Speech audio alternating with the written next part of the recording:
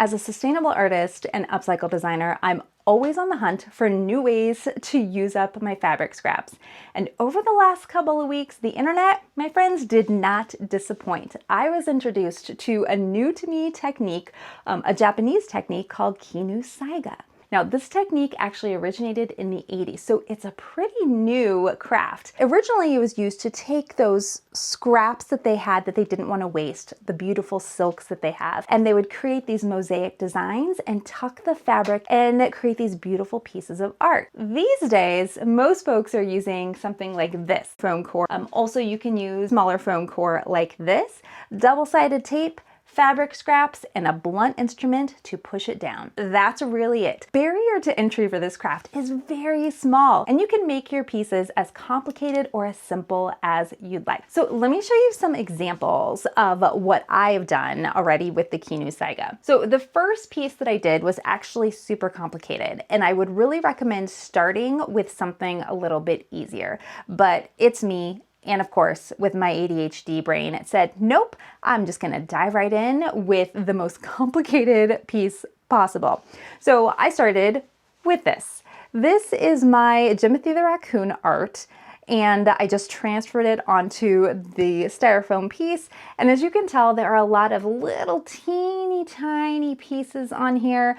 It took quite a while, and it is not perfect, but that's okay. It was my first try, and I'm really happy with this. You don't have to get that complicated. Think about any design that you want to make. So another example that I did, this one I tried to simplify things, and I used a different size of foam. So I used this foam, really it's about maybe 1/4 of an inch, maybe 1/2 an inch with this. So this I got at our Creative Reuse Center, and I decided to give it a try. A little bit more challenging because you don't have a lot of space to tuck the fabric in, so you have to cut it pretty short, and then it tends to slip out. So I would recommend, if you're just starting out, using the thicker foam core just to get used to the technique. But this is how this one turned out, and again, I was just trying to be a little bit simpler after the first one. So this one is just a circle and then a bunch of lines. And then this morning, I did another very simple piece. So I was trying to think of different designs that are of interest to me. What could I make using this technique that I might find challenging otherwise? Well, friends, you know I love quilting. I love quilting, but it takes so much time. So my husband bought me this book for Christmas a couple of years ago, maybe last year. I don't know time.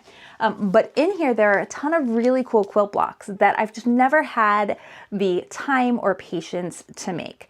So this is something I would absolutely recommend, is find those images. If you're into quilting or into quilt blocks, this is such a cool technique to try that with. This is just a very simple block, but it was inspired by this because my idea was to do 4 different quilt blocks and then kind of put them together and create a little art installation. But I did this one this morning, again, just trying to simplify things. And then I did add some scrap binding all the way around, and then a piece of paper, and then I put a magnet on here. So this I can actually put on the fridge or put on something metal, and then because it is that styrofoam, you can actually put push pins in it. So it also has a use. It's not just pretty, it has a use. But I really would love to make a full set of these. Also maybe a mini quilt. I have a lot of ideas. We're heading to the cabin soon, and I feel like this is gonna be a really nice craft to do at the cabin because I won't have to bring my sewing machine, and I can just bring, you know, one small bin of scraps with my tools and make it work. So it's also a very good travel craft. Now, one other thing that I want to show you that you can do is, again, trying new things. So I decided to switch to paper just to try it out. So I created this piece here using a similar technique. I just didn't tuck the material in. I made this design, traced it on the paper, and then I just cut out pieces of different colored paper from our local Inlander magazine.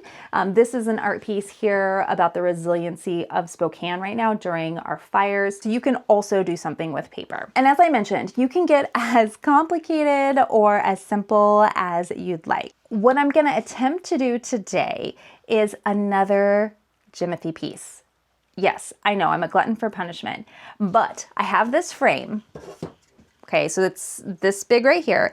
And I feel like if I make Jimothy bigger than that little small first version that I did, it won't take as long and it won't be as complicated. So we're gonna use this frame right here. Also, I drew out my Jimothy image and I went into Procreate and did a line drawing. So then that way I would actually be able to kind of scale it and see instead of just doing freehand, which is what I had originally done. So this is my line drawing that I did in Procreate and I just brought it over to Canva.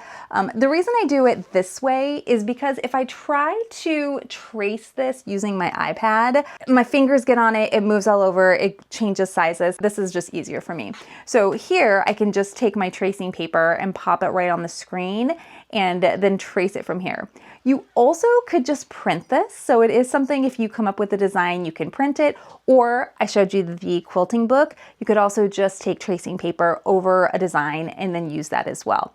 Again, just be mindful, the more cuts you have, the more complicated and more time consuming it's going to be. So I did try to minimize this one just a little bit. We're just gonna be using 3 fabrics, and I am gonna use that 1-inch foam because I still have some of that left. And then let me show you the other tools that I'm gonna use. So the paper that I got was this right here. This is Recollections double-sided adhesive sheets. We did go to Michael's for this, but we did get it here locally in Spokane. So this I found works really, really well. I haven't had any issues with it. Also, I can use it for many other things. Also, a couple tools. You will need to have a craft knife because that's how you're gonna cut the design out. And then something that you can poke the fabric into the foam.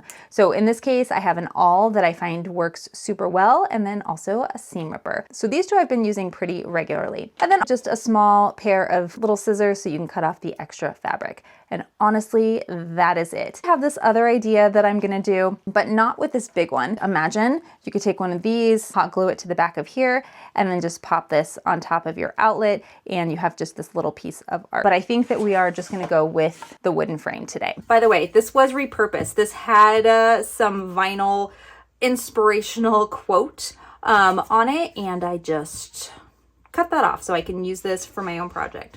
So I'm gonna trace out the foam core so that it sits right here in the center, and then I'm gonna cut that out just to make sure that it's a nice clean fit. So that's where I'm gonna start.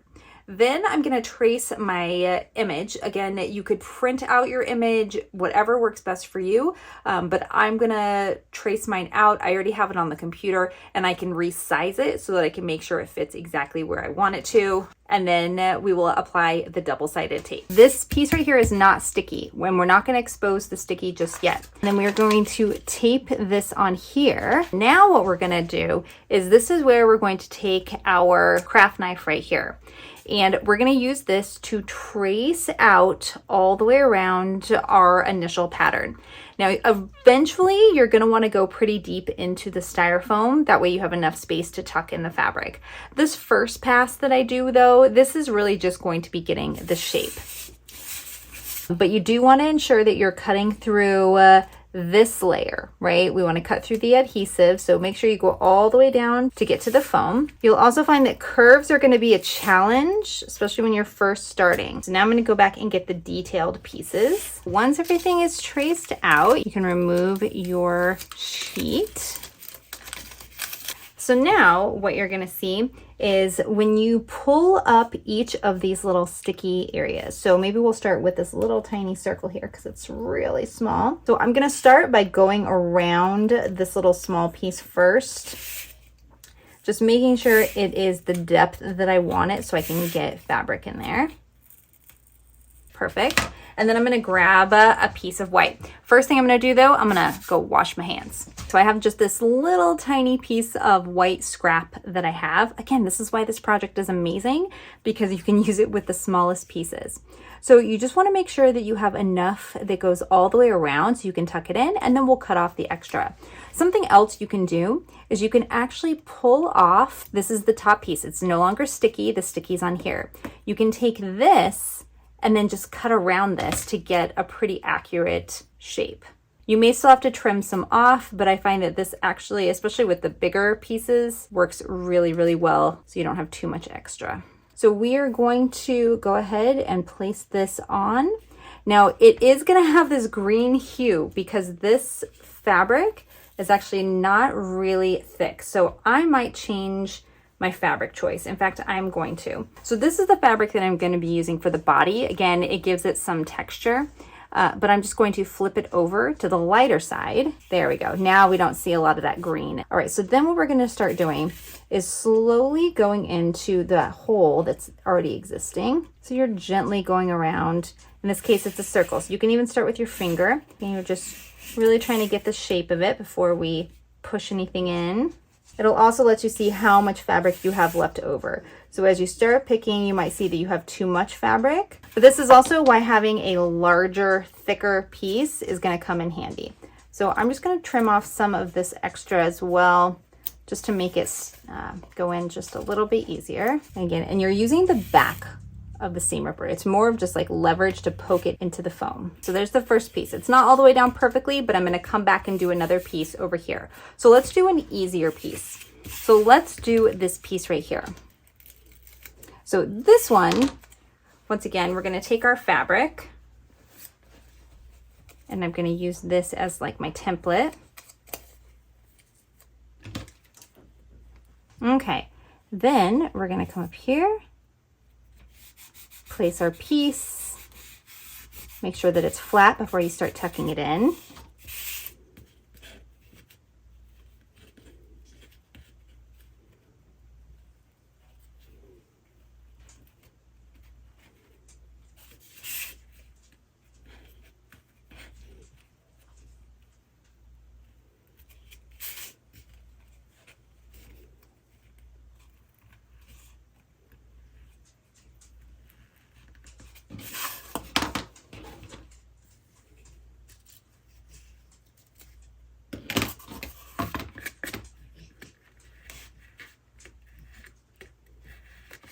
So I'm just going to continue to go around. I'm going to add black on some of the legs, and then use this textured fabric for all of the body pieces.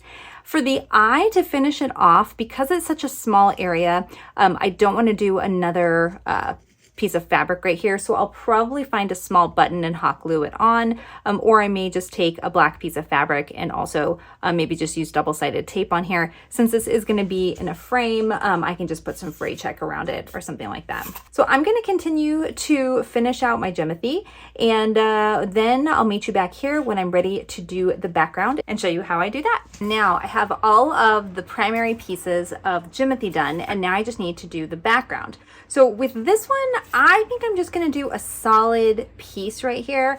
I really love these trees, so we're going to add some trees. Again, they represent the Pacific Northwest, and I think that it'll look really great with that pop of color. We're just going to remove this whole top piece. Trying to get the whole thing off is going to be the challenge. Now we just need to get this shape. So let's just make sure we have the trees situated like we want them to. I'm just going to cut out a couple of pieces here. This will be the center. And then we're going to take our fabric, and I'm just going to lay this whole thing on top, making sure it's smooth all the way around. So now what we'll end up doing is we're going to come back in here, and we're just going to cut away. That way I can be a little bit more controlled. And you do need to use your fingers just to see where your edges are.